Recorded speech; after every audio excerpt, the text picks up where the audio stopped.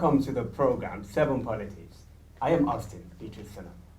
Well, a lot of issues to be discussed here today, issues that borders on governance, issues that borders on security, issues that borders on the tussles. The tussles ahead of the 2023 general election, the search for running mates, the intrigues, the politicking, and also the tussles among many parties. Even INEC readiness ahead of the 2023 election. The PDP aspirant, in the person of Atiku Abubakar, has chosen Okowa of the Delta State as his running mate. Joining me in the program to discuss all of these issues is a star work of the APC in the person of Prince Olusegun Ogigbinde. Mr. Olusegun, thanks for joining me today. Yes, good afternoon. Thank you for having me here. Thank you. The breaking news of Atiku Abubakar choosing a running mate, how did that come to you? I probably want to discard that. Probably, I will say rudely. Selection of Okowa as his running mate is not something that carries water because, one, I'll tell you one thing. Within his region from the south side where he's from, what electoral value does he have? How has he been able to influence that region? I'm not going to be making comparison now, but in Delta State or in the south region of Nigeria, Okowa, the name Ifeanyi Okowa, His Excellency, how has he been able to probably say ruffle the waters, and that's the water, the murky waters of the politics there. But again, selecting Okowa as his running mate is not something that should make us hold our breath and be agitated about who we are selected. One thing I want us to understand for sure is, one, I think it's on a self-suicide mission, because for the selection of Atiku Abubakar as the presidential flag bearer makes a mockery of our democracy and as Nigerians generally. Selection of Atiku Abubakar initially. Okay. So now you look at somebody who constitutionally presidency power needs to shift to another region, which is the south, and the northwest have actually just concluded. Northeast now wants to pick it up again. And I want to remind you one thing. Atiku Abubakar was one of those that was actually clamoring for power to return to the north before the emergence of His Excellency President Muhammadu Buhari, and now going to select Ato Okowa again. I mean, it's more like a train wreck with mass casualty for me. There's a lot of Nigerians will say. Let me throw you back to the primaries. Okay. It's looking like a trend. Okay. Okay. The primaries came. The APC were supposed to hold their primaries. Before you know, they shifted the primaries, and then the PDP had to hold their first. So most Nigerians will tell you that this is a planned thing, maybe using the power of incumbency, that the PDP might want to, should go first, so that they will have to study the politicking and then know how to strategize. Is it what is looking like in this VP something? Now, let us correct the impression here. INEC probably felt in their own operation and their own understanding, let us move the deadline for submission for the primaries, which they actually shifted with some few days. And we have to take that. The APC finally said, okay, let us also shift. It has given us ample time to correct and recalibrate our activities and our thoughts, and decided to shift the primaries, not minding the fact that the opposition has actually done their primaries. And now if we want to actually say because we are looking at PDP, no, PDP is not the pace setter here. And I want to remind you the fact that when PDP was in government, 16 years in government, there was a lot of irregularity. They did a lot of things without caution, and they probably they threw caution to the wind and wouldn't do things with stipulated time. And mind you, the government of President Muhammadu Buhari has not actually used the power of incumbency to placate or to make things difficult, or because of the fact that we are incumbent, we should not actually do things the way we want to do or dictate the terms to INEC. I want to remind you that PDP dictated the terms to INEC years before, and now this year, this period, we're just actually taking things according to the calendar. We'll go into that. Let me take you back a bit to your party's primary. Okay. You had a lot of based on agitations of Nigerians, right now there's an agitation for a young and a vibrant person to lead the Nigerian people. Okay. And then you had a lot of younger people who were aspiring candidates during the primaries. But we saw Atiku Tinubu emerging as the winner. Did it come as a surprise to you? Was that what you were expecting, or it came differently? Okay, for me, subsequently, or even before now, I'd always make it a point of discussion to tell anybody that only God can stop Asiwaju Bola Ahmed Tinubu. You know why I said that? When Asiwaju probably have been going about building structures, putting people, assisting people to get into governance, a lot of us were probably sleeping, and a lot of his mates were probably busy embezzling state funds or embarking on a wonderland lifestyle. But this is a man that has decided, okay, this is what I want to do. Let me build ladders, and these same ladders will carry me to the top. And these ladders have actually been certain individuals who he has actually helped to achieve a purpose in life. And I'll tell you one thing for free. A lot of them, I don't want to start mentioning names now. A lot of them, let us go back and check it out. A lot of them, how many structures do they have? How many individuals have they built over the past? How many individuals have they actually impacted their lives? That is why the way Asiwaju did his pre-primaries campaign and the way he was consulting around, has taken us to the old way politics should be done. Just like the Americans will do it. You go about consulting, meeting with delegates. How many of these aspirants doing before the primaries went out meeting delegates or doing the needful? And at the end of the day, come and say the man has come to do abracadabra. What abracadabra there? Well, hold on. It was actually said that, I mean, we noticed that about 7 persons actually said aspirants down for him. And then it was said that, I think he bought, I think those 7, but he actually bought the form for them. So it was easier for them. So that is not true. Mr. Shegun, a lot of persons said. How would you say he bought the form for them? Of course, maybe the buying of the form process would have been. So you say Asiwaju has too much money to throw around, and okay. A process of course, it looks like people said desperation could lead anybody to do that. So it was easier for him because okay, I am buying this form for you. After the whole thing, just go do the. No, that's not true. That's the wrong perception. In fact, let me laugh it off. Like after the primaries, we only laughed it off and made a joke of the fact that when people were going busy buying delegates, using money to buy delegates, Asiwaju was probably busy asking aspirants, okay, this is where and where we can actually come. You know what I want you to understand? Politics is all about horse trading, negotiation. I don't know the level of negotiations that are gone around, but if you could negotiate with other aspirants whom they know too well, they don't have that strength or sagacity to pull much weight politically behind the party come 2023, they just have to look at it that who can do it. This is a man that has done it before, and that's why I want to look at it that you know why Asiwaju becomes is a very strong candidate and should be respected. One, he assisted an opposition party from his region, the south, to achieve power in person of Goodluck Ebele Jonathan in 2011. Yes. You have the records of that? It's not a matter of okay, if I had the records that the ruling party then lobbied Asiwaju Bola Ahmed Tinubu to assist them with the southwest votes, which we know that in Nigeria. It's in the records. The likes of Bode George, who is also a strong person in Lagos State and then has influence in the... What influence does Bode George have in Lagos State politics? If he had that much influence, PDP should have been able to sweep Lagos over and taking over Lagos. But these are, you see, in Nigeria is not about you having the big names or wearing the big cloak or agbada. It is you having electoral value, for God's sakes. Mr. Shegun, there is a movement right now. Okay. And this movement seems to be going strongly with young people. Okay. I'll take you back to record in 2019. I'm with you. According to INEC, the youth constitute the electoral percentage. The youth made up, I think, about 64%. And then yes, the rest of them were just other people, all right? This movement, they call themselves the obedient movement. And then they seem to be going with strong force. Does that not pose a threat to your party? It doesn't pose any threat. And I'll tell you the truth, this obedient thing you're talking about is probably coming for people that are fanatics or supporters of His Excellency Peter Obi. How fanatical are they?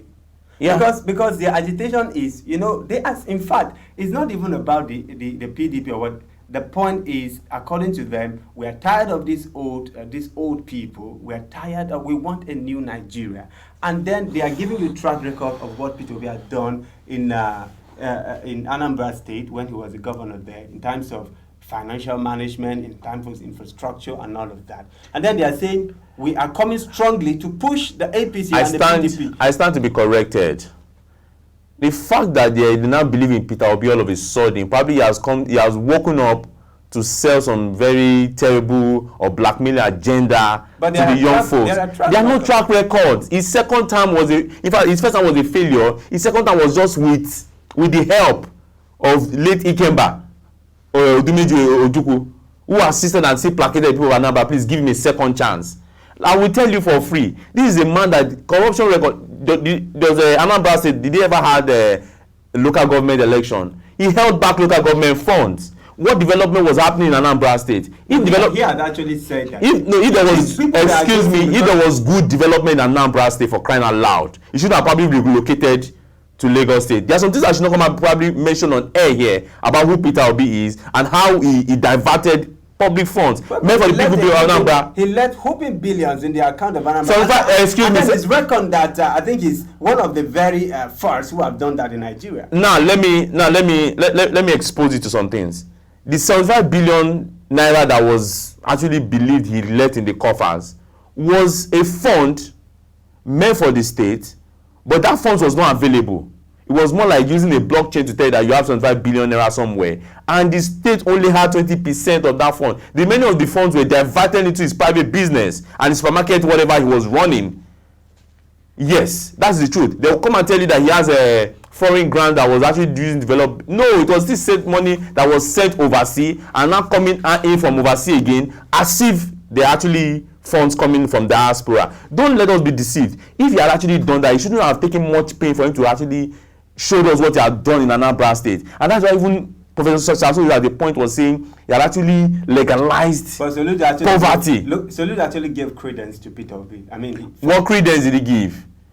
Onitsha should have been made a world-class market. Yes, I will tell you for free. What has he done in Onitsha market? Okay, Onitsha should actually be a business hub that should bring the whole of Africa to one spot. Did that happen? I'm only asking questions. Did that happen? And you come and tell me that he's a man who has done this. Come here to tell me about Singapore's economy, Chinese economy. Why would you come with that charade and come and be fooling people? Let me ask you. Excuse me. Recently, he said he was going to Egypt to go and study. Egypt's economy, as it is right now, is nowhere near Nigeria's economy. He only wait for Africa's meeting as a board member. Africa's meeting thereabouts. He went for a meeting and he will tell us. He actually went to study. What is he going to study? During election. Okay, wait. Whatever he studies now, I tell him that in the next 6-7 months, he can come and put that on paper. Of course. No, did you get a university degree in 6-7 months? To manage 200 million people, you want to go and study something for a few weeks and come back? A bilateral kind of. No, don't tell me that. Bilateral. Don't let us do that. Okay, let me ask you. Don't let us do that. The election is coming up. Okay, and we've seen a peace pact that have been signed by the aspirant yesterday. Yes. For a non-violence election. Yes. Let's bring in INEC to bear. Okay, the new electoral law that have been set in place, which is meant to ensure a credible election. What can you say about INEC readiness and preparation? Because a lot of persons right now in some quarter are complaining that INEC are trying to deny them from registering. In fact, in the southwest, particularly Lagos, I learned that there is restriction of Easterners not to register there. And then the allegation was going towards a candidate of your party. But the Ekiti election is coming on board. How well do you think INEC is prepared to abide by the new electoral law without influencing, without the ruling of Progressive Congress influencing INEC decision? One, I'm not going to be here talking about INEC because I'm not a spokesperson for INEC and I do not work with INEC. I have no affiliation with INEC. But the truth about it is, INEC knows that there's an election tomorrow. INEC has done everything beyond human or beyond reasonable doubt to make sure that there's a free, fair, and a credible election in Ekiti State tomorrow. One. And two, I want us to understand one thing, is that as far as Nigerians are, there's this human factor that comes in. We are never satisfied with some processes or with the processes. One, I want to take us back towards the 2014 election, the campaign period then.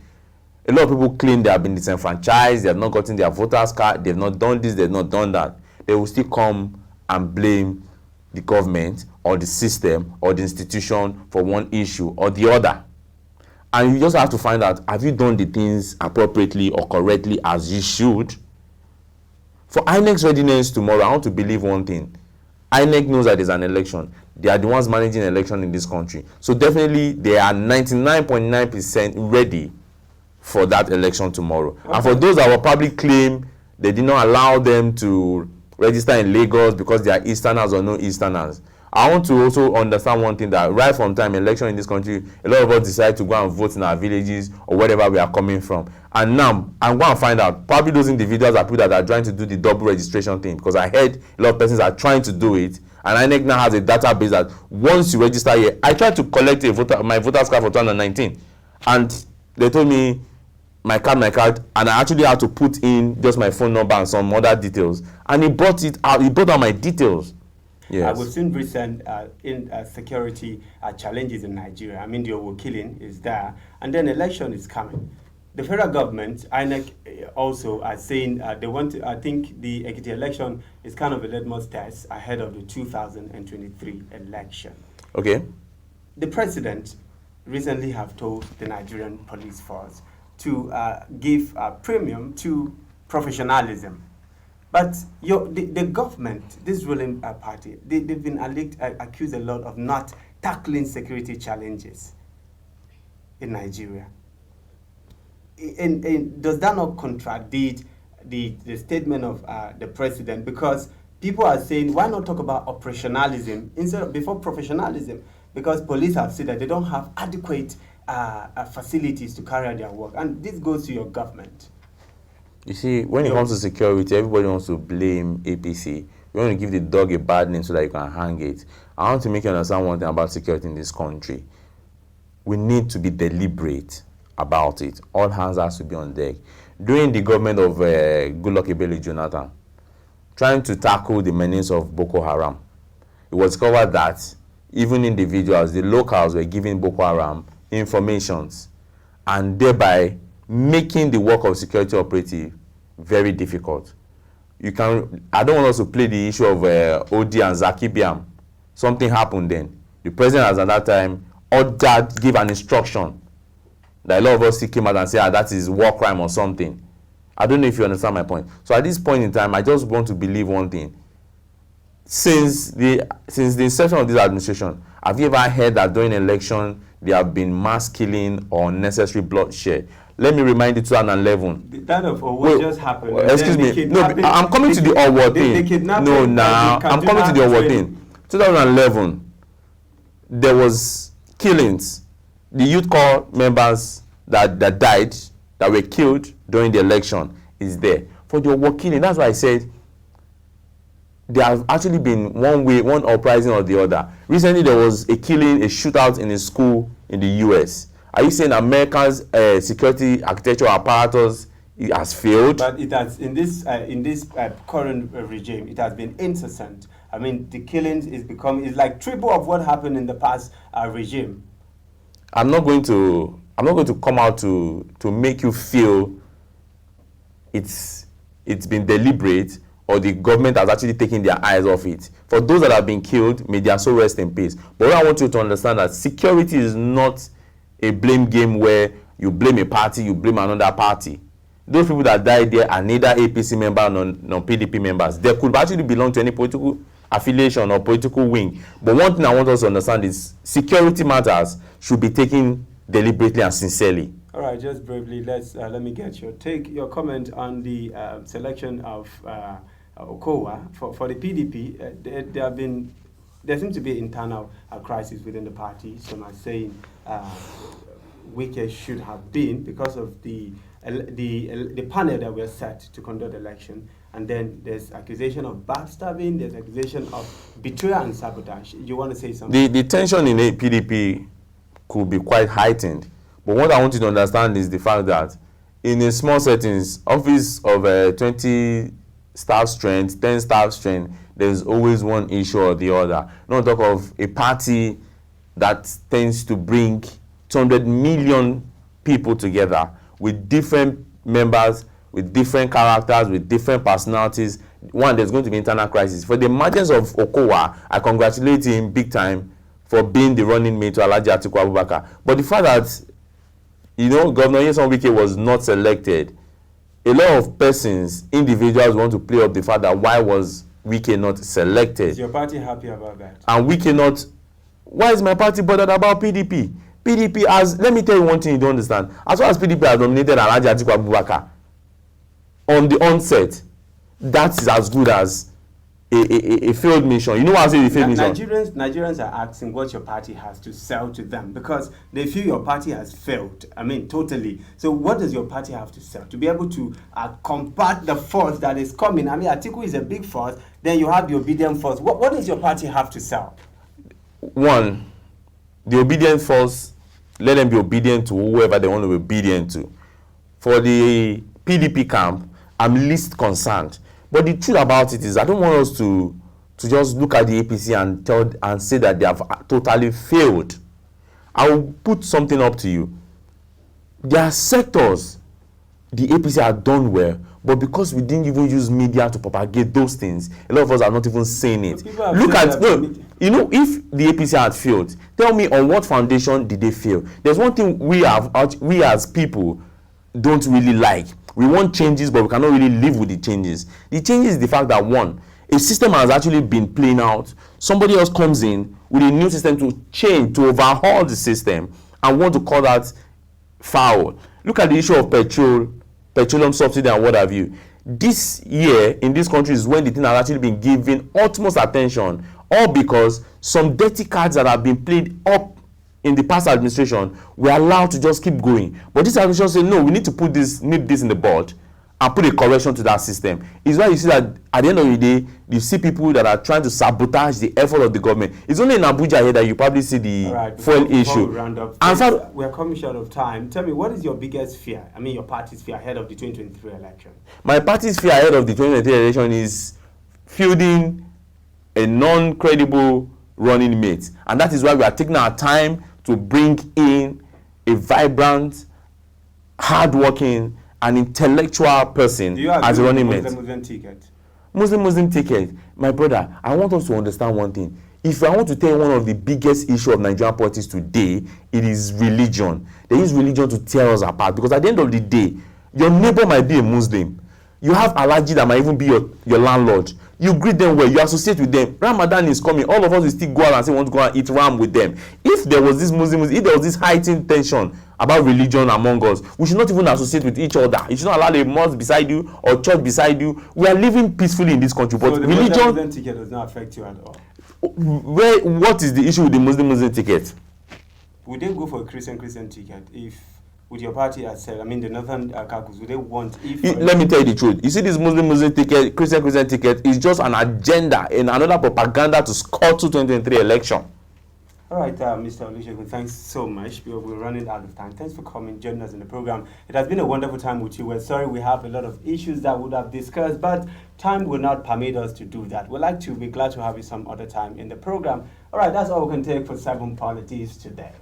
Join us sometime next week. Thank you very much. Unfolding program. Thank you.